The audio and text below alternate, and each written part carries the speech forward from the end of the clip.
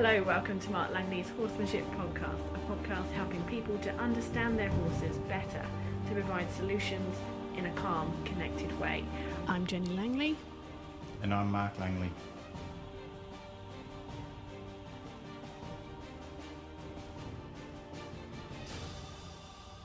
Mark Langley is here with me today, ready to answer some great horse-related questions.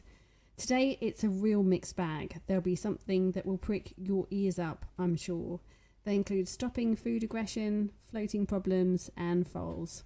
Let's get straight into it, Mark, with a question from Beck on a young horse who is only rising 3, unstarted, and has had a small amount of education under his belt. What he's doing is he's rolling as soon as he's had a bit of a bath or a shower, and he will just do anything to have that roll. So it doesn't matter if they're walking back to the yard or she's trying to do something with him, he wants to have that roll. She has tried to stop him having a roll once, and he reared and had a small tantrum. So after that, they did some leading backwards and forwards, and she gave him some space to roll. She can see this behaviour might become a problem moving forward with any education that they do, and she's just not sure how to deter him. She wants to know what would be the best course of action to help him realise that there is a time and a place to roll, and what should she do if she has a fair dinkum tantrum. As you can gather, Beck is from Australia.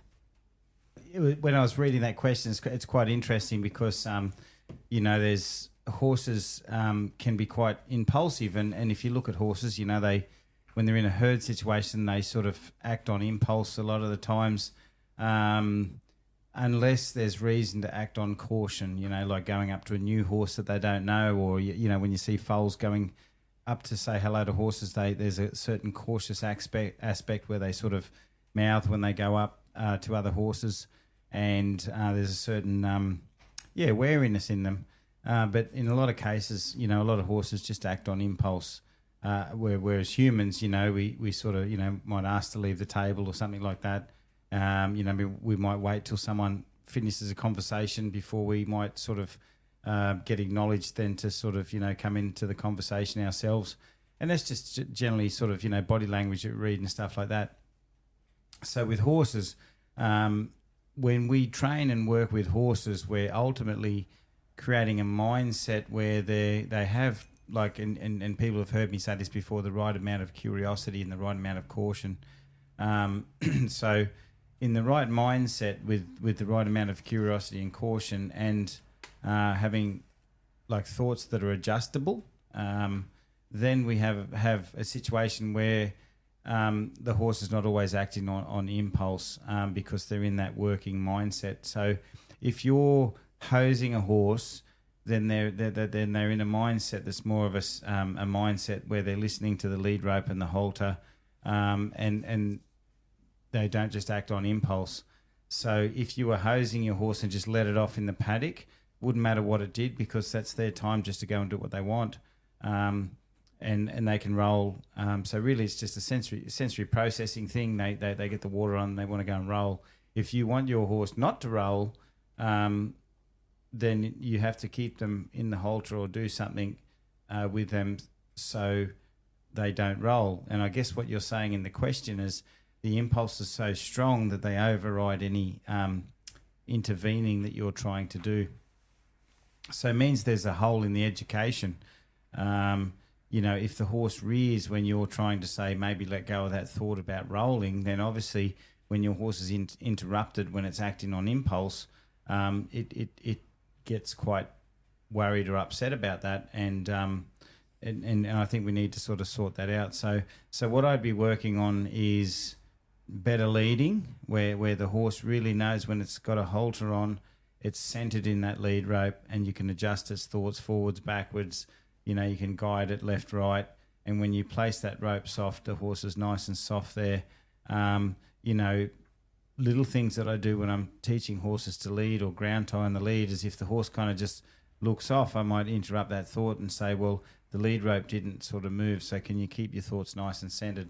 And it's important that they learn that, because they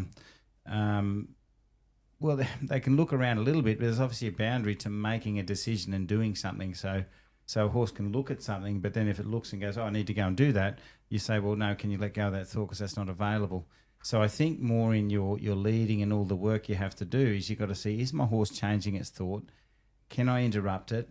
And is that interruption ready, available?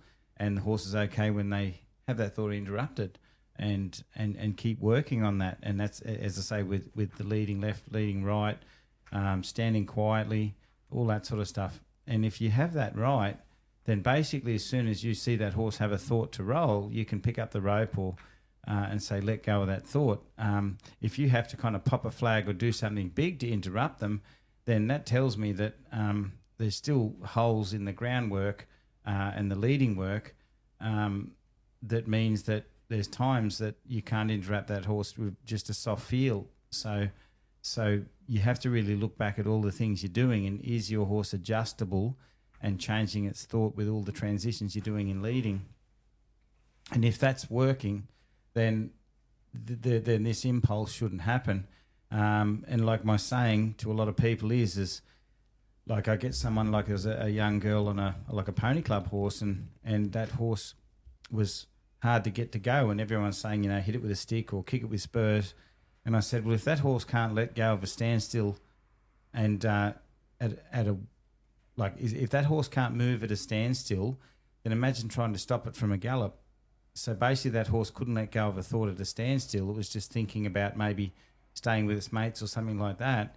Imagine when you got that horse galloping, you wouldn't be able to stop it. And obviously you've already recognised that, because if your horse does have a big fair dinkum tantrum, you can't intervene and say, hey, let go of that, because if the horse just wants to do a roll, then they're already doing it and you can't help them. So just think about all those things and really look at, how adjustable is my horse's mind, and how centered is it in a working mindset, and make sure it's in a good mindset before you roll it, and keep it in that mindset for half an hour after till it dries off if you don't want it to roll and get all the dirt back on it.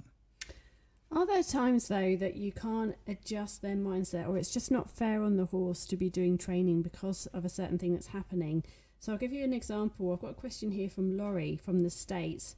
Her mare, she has one of her mares that has a really strong sort of response when she's in heat, and she gets really easily distracted. But one of the things that's happening is that when she asks her to back up when she's in heat, she'll squat as if she's going to do a wee.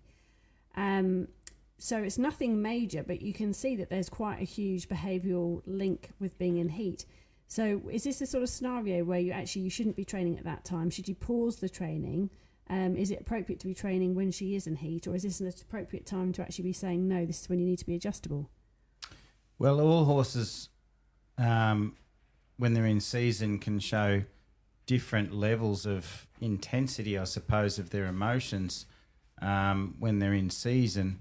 And depending on how soft we have a horse, like an example might be, I see people working at Liberty, and because of the emotion at Liberty, the horse is up and quite highly kind of, I would say, anxious, and the people like that because they say they're playful, but I'd say, oh no, I think they've got a hard thought. I think they're kind of getting almost in a space which I would think is not softness.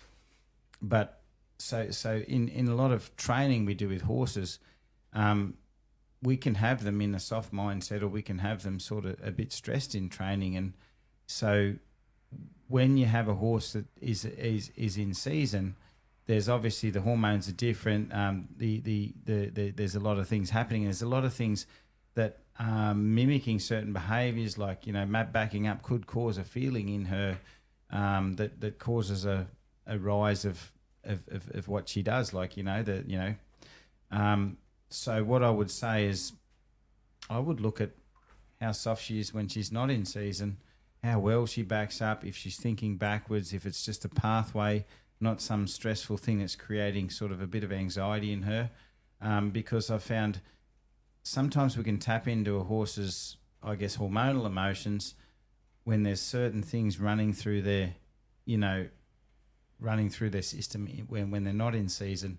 So like the other question, how soft is your horse? How available, how adjustable is it? And is backing up just a pathway, or is it still a bit of a brace and a bit of a a threat? Is she bracing up in the hind feet and things like that? Because I think once a horse can do something very, very well, the spiking in emotion when they're in season is not as great. So the horse is not sort of having some flashback of like, oh, this is getting mounted by a stallion or what's ever happening that's causing that her to be like that. So there are times that some horses you just need to give a break at certain times because of this. But usually what I notice is the horses that still have certain worries and unsureties and stuff like that in them, they're usually the ones that have a lot more sensory processing when they're in season, when other things are going on, when all the horses are galloping around. Like when you get off them, you know, there's a lot of horses, geldings and mares, that when you get off them, they have a bit of a squeal, and some get to a stage that almost like you're saying, it's almost like some hormonal behaviour that there's a feeling there's a stallion around and they're getting mounted by a stallion. Like, you know, some horses have a little nicker when you get off them, and it's just a trigger as you get off that creates an emotion. And I've seen it get big enough to be quite emotional. But the horses that I've seen that do it in a big way, they got some anxiety issues in there, some troubles in there, and there's something going on in there that needs to be sorted out. And they're the ones that sort of usually have a bigger hormonal kind of response when you get on and off them, or more so off them. So, yeah, I can't say, it's a hard answer because I don't know how soft she is when she's not in season and how well she changes her thought and how adjustable she is. And so what sort of things would you be looking for to check that she is soft enough? Is there something that you can just highlight quickly? Well, when you back her up, if backing up is the biggest issue, then, you know, back her up. And if she's floating backwards, her ears are back and she's just softly backing up, you know, when you squeeze her forward from her back up, is she kind of a bit, like, you know, is she a bit kind of worried, or is she a bit emotional about that, a bit sensitive, and is her thoughts going forwards and her thoughts going backwards? Because sometimes, you know, that pressure of backing up. And how do you back her up? Do you back her up with legs and reins, or do you just back her up with the reins? Sometimes legs and reins together, and that feeling of grabbing in the back up could cause a hormonal behaviour, whereas maybe just backing through the reins might be less like, you know, that feeling of grabbing around the rib cage or anything like that. The other thing you can that I guess you've got to take in mind is if she's thinking backwards when she's backing up, more thoughts are back on all that stimulant behind her, and that could be just another trigger to cause that hormonal behaviour. But I think you've got to do some tests. Like, really anything needs an experiment. You know, just look at how well she's doing things, and then if you see some holes when she's not in season, train her a bit more, and then when she's in season, work her again, and just see what happens. And maybe do it like something I would look at as when her thoughts, if you're walking her forward and her thoughts go forward and they're nice and, you know, like they're thinking ahead, and when you pick up the reins and her thoughts come back, and then she has that hormonal behaviour, bringing her thoughts back through her body and backing up could be part of the trigger. But yeah, I guess you can just do your own trial and error on that. So now, this is one where you can't do a trial and error very particularly. It's a question about a foal and whether the foal being kept with its mum is giving it confidence or inhibiting it. So, of course, it comes from Emmeline in Australia, and she has a gelding who's now rising 3. So, not so much a foal anymore. He has a very dominant mare as a mother. They are together in the same herd. Now, the bear is the boss of this herd. It's a herd of about 8. And she's noticed that over the past few months, this particular gelding is always hiding behind his mum and barely leaves her side. So that gelding is the only one that she will allow to be in her space. Emmeline's wondering if this behaviour might be contributing towards perhaps how he's internalising stress, perhaps how he lacks confidence in and out of the herd, because obviously he's not interacting with the others if he's always with her, and possibly a bit of shutdown behaviour. Should she be looking at running him in a separate herd to help his confidence grow again? Yeah, I certainly think doing something about the situation is going to help him.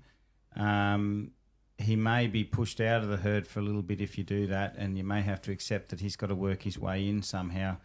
But the thing about it is if she was in the wild, though there's sort of horses may hang in certain family groups, the foal that's going to be sort of the new foal is going to be the one that is going to be the one closest to the mother that she looks after. So he would naturally still might be in that family group and close by, but he's not going to be sort of protected as much by his mother as he is now. So maybe she's just hung on to the idea that she seems to be the like you said, the dominant one in the herd, so she can control situations how she wants it. Maybe she is overprotective on him, and I think you're probably right to sort of question it, because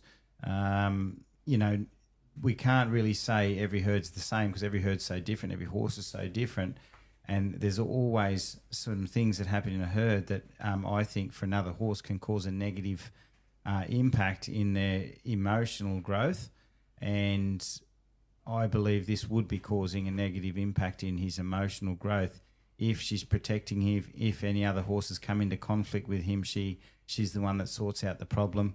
He's not actively searching. He's just, and almost she might control him too. She might have that bit of a, you stay there and I'll sort it out. So that could cause him to internalize, not reach out, things like that, and cause him to shut down. Like horses at the bottom of the pecking order, you see a horse that doesn't have its own little friend group and they're a small herd, they tend to shut down and have a lot of, anxiety inside them. And when you work with them, you can really feel it. But if it's a big enough herd, then you don't have that so much, because there's always little micro herds in between that and like little friend groups that go off on their own. But there's you probably I would definitely try and do something about that, change the dynamics, and she probably needs to be away from him, or he needs to be away from her, so she doesn't have that sort of radar around him that keeps him so insular. So yeah, definitely. The thing is if you've got enough horses, you could maybe put her with another horse or a couple of horses and let him just start to mix with a herd. You can take her right out, but then that'd stress her out a lot. You might have to figure out a way that you can sort of separate her from a herd, and even just have him with maybe 3 other horses to see how he goes for a while, and then sort of maybe give him some time and see how 6 months goes, and then trial her coming back into a herd and see where he's at. I would only do trial and error in that situation as well, because once you've separated them, you can really see after time if he grows up a bit and he starts to sort of express himself a little bit. The last thing you'd want though is him with another dominant horse that is going to sort of capitalise on his kind of insecurity and weakness, because and also you got to realise that if you do this, because if his mother's had that sort of radar around him, say for instance if he was to be put with another herd, he's not going to be allowed in for a while, because he doesn't have enough stability to be welcomed in it. So it might take him a while, and you're going to have to sort of watch him be on the outskirts for a while and just monitor him, see how he goes. But those outskirts could be 2-3 weeks. It could be a while. So you don't sort of go 2 or 3 days. You go, it's not going to work. He might be on the outskirts for a while. As long as there's no danger and he's not really going to this full stressful fretting, then he'll slowly work his way in over time. Moving on to the next question, which is about floating, and a floating that has progressively got worse. It comes from Susan, who has an Australian stock horse gelding, who she bought about 2.5 years ago. He's now 8. Now, when she got him, he would float, presumably without any issues. And the only thing that she noticed was that he would try and turn and get off the float and come out forwards. So she tried to teach him to reverse off, which was a lot safer.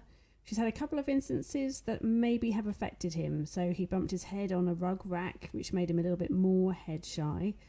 And then a few months later, he was reluctant to go and get loaded after an outing. He eventually got on after about 30 minutes and then refused to load. 18 months down the track, he will load, but he starts to move out once the divider is moved.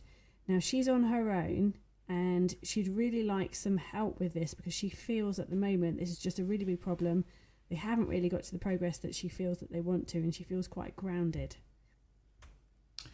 Yeah, by the sounds of it, just a few little sort of, red flags that I see is hitting his head on the rug rack, and I think he's a horse that if you stress him, he's going to come out of the float. And I think you're only sort of working with a thread when you load him, in a sense of, he goes in, but if you shook the float, if you banged it, if you frightened him, he's going to pull out, and there's not much you can do about it. So he's at a stage, that he needs to realise that boundaries are boundaries. And when I talk about boundaries, the first boundary is if he was to pull back and you're not really, then I think he's still going to keep pulling back. So I tend to, horses that got to that stage, that I would create a bit of a leading lesson outside, where I actually create a bit of a pullback and I wait with them until they come forward. And I would do that quite a lot. Like what I do is I might have him on a long rope, bang the float, maybe wave the flag in the air, he steps back, and if he walks backwards, I just walk with him until they step forward. And I keep repeating that until he stops stepping back into pressure and realising that, he has to step forward, and leaning and backing through that pressure is not available. And you create the pullback before you go in. And I know that sounds a bit like, you're creating a bit of a conflict with him, but you can't put him in the float and then suddenly shake the float or open the divider and then he goes, I've got to get out of here, because that's what's happening. So he's already created his own conflict. So what's going to happen by creating a bit of a pullback when he's outside, you're actually saying, well, you've pulled back and that's not available, and do that enough times till he goes, pulling back's not available, what else can I do? And then you get a bit more, discipline in that lead rope, and maybe take him out and say, let's lead up fast, walk, trot up, like really fast. Not with him following your body language, but him following the lead rope. So, can pull on that lead rope and he can just trot up really softly. And most horses that have what you're having near the float, I find, don't lead really well. And then we don't have a tool we can adjust them or help them when they're worried inside the float. So you have to go really back and really look at that leading.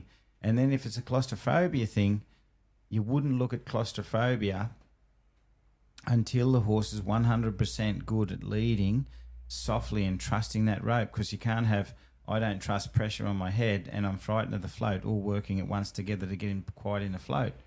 You've got to get one right, and the tool that you guide him with has to be the one that he's okay with. Another thing that I do with horses that are a bit claustrophobic by the sounds of the dividers that are closing and stuff like that, I put them in long reins and I move them around in the long reins. I don't necessarily go forward in long reins like a cart horse pulling a cart. I just back them up, move them around so the reins go around their back end and they move softly with their hind feet and front feet in the reins in both directions, and they're completely loose and comfortable. And that just gets them so much looser and available to move those hindquarters at any moment and move softly and stuff like that. I put a breeching rope on them. I lead them up with a breeching rope just to know that they've had that pressure around their back end and they're completely comfortable coming forward to that. If you do all that really well, the float's just one little part of the whole thing. But most horses I come across that doing the things that you're saying, every little part of that is causing a bit of a brace. The float, the head pressure, all those sorts of things. So, you've really got to look at how well he does that other stuff before you can even think about putting him on the float. Okay, and the last question for today is from Dinika, and it's about food aggression. She's only just recently joined the membership, so welcome, Dinika. It's great to have you on board. She's got some troubles with her mare, and one of them is food aggression. She can become very threatening if you go near her while she's eating. 2 years and multiple techniques haven't made any difference, and some of the more traditional methods she feels have made her worse. So she'd really like your take on this. She's just not sure how she can help her mare not be so food aggressive. And I guess this is aggressive towards her as a person while she's eating, not other horses. Something I say to people is food aggression, you don't have food aggression like in horses that grow up on grass and they've got a happy life. So who knows the horse's past, but like a lot of horses with food aggression. I'll give you an example. Say for instance, it's a stabled horse, gets stable, put out once a week, maybe worked in an arena. It's quite stressed in the arena because it gets jammed up in the arena and hit with a stick, and it's never quite soft in the arena. Goes back into its stable where it's a bit stressed. The highlight of its day is food. So, and it becomes like an addiction because if you're in a stressed environment, then eating becomes your like it's not the endorphin, but that fix that you get. So it's something that you go, so that's why you get a lot of food aggression, because it becomes like a bit of an addiction for a horse that has a lot of other things that are stressful in its life, where normal horses in a herd won't have that addiction because their life has a balance of, mutual grooming with other horses, just standing under a tree, just moving about softly with the other horses and just being in a good mindset. So there's no kind of, this is the best part of my day, because there's a lot more things that are good in their day that are happening, so they don't get that food aggression. So most horses with food aggression will be hand fed. They don't get an access to enough grazing and stuff like that. And also there's other aspects in their life that are quite stressful. So, I could go through the whole lot, but I want you to look at all those things, and you might have adjusted that, in your life with your horse, but it could be from a past life of your horse that the food aggressions really come from. But something I would say is, if you've got your horse in a grassy environment, and a lot of people don't have grass, so put your hay out there, your slow feeder hay that they can just have all the time, so they're not kind of, so they've got food in their tummy all the time. Now, there's still horses that have hay and they've still got food aggression at clinics, as I say, because it's ingrained in them around food, okay? The biggest thing is you don't want to be very dominant, and you don't want to be like some alpha horse that's going to push them off their hay. The other thing is horses that are sort of got really strong food aggression, I try and not interfere with them when they're eating. That's the most important thing for a little while. Not all the time, until you can get them out of food aggression, okay? At a clinic a while ago, I had a horse that had food aggression, and, as I said just earlier on, you don't want to be like approaching them aggressively like an alpha horse, because that causes the conflict and the rift between them. But something that I do to start the process, I guess, of getting a horse to soften near food, is in this particular horse, I had a food bucket, and that made her very aggressive, me having the food bucket. But I had her on a long rope, and I would just keep stopping her. I'd have the flag in my hand, and I was doing, I own the food, it's my food, it's not your food.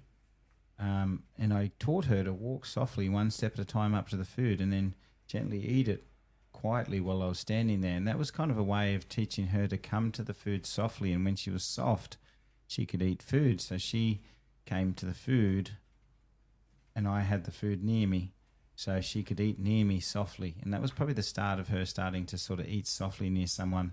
But I wouldn't try and come into her space once she's got the food. And it could be a lesson that you do for some time, because if it's an old habit ingrained, like an old addiction, I suppose, then you might have to do it every day, like a transition. Come softly to the food, join me, we'll break bread together. And like when you see two young horses, like I was just at the Western States Horse Expo, and they had a group of these young yearling Mustangs there, and they're all just kind of eating hay out of the same spot, because they get fed, I guess, because these weren't straight off the wild. They go to these like BLM paddocks, the Bureau of Land Management sort of yards, and they kind of all just eat hay, but it's all gets thrown in together, so they just all kind of just chew through the hay like they're out in the wild. So, and they're just eating hay beside each other. There's no food aggression and stuff like that. So basically you kind of, you teach her one step at a time to come to you, and she eats the hay beside you, so she learns to eat beside you and feel not threatened. Don't go into her space for it until she's a lot softer, and that'll really help her out. But as I say, if you can do those other things, food that she can eat kind of all the time, and look at all the other things in her life where there might be a dark mindset. Is her training good? Does she feel good? Is she going towards her thoughts? when you train her? Is she, all those other things contribute to food being the highlight of a day. And if we're making her feel troubled, like if the person's making the horse feel troubled when we work them, they don't want us near their food because that's their highlight. That's their kind of like good place. So I say to everyone, that's why I don't do food aggression methods, because if that food aggression is stemmed from a bad feeling from education from the person, then you fix that bad feeling from education, and then all of a sudden you get less food aggression. So, and it is fixable. And it is fixable. Oh, it's good to know. Yeah. It is fixable. Like it's like old habits. It is hard to fix, but like, if you can, I believe anything you can create a soft mindset if you work hard at it. But it's not just a sort of rouse on them, kind of shoo them off. It's more so let's educate this horse to be soft. So as I said, the one that had food aggression, she had to be soft, and every time she took a step, she had to soften and just until she could just put her head in the bucket. And I softly and eat nice and softly, and so she'd already let go of the hard emotion by the time she got to the food. And it's a tough lesson, but if you do it, you should get some good results. Let's leave it at that. That's a really nice ending to hear, and educating horses to become more softer is what we're all about. Thanks for your tips, Mark. I hope that helps all of you listening, and thanks for the questions that have come through from our online members. Thanks, Jenny. Thank you, everybody. If you enjoyed this podcast, please like it, share it, or send us a comment. It all helps in reaching new ears and helping more horses. And if making a change in your horse appeals to you, Mark offers his direct support and a diverse learning platform. Head to marklangley.com.au and grab your 7-day free trial.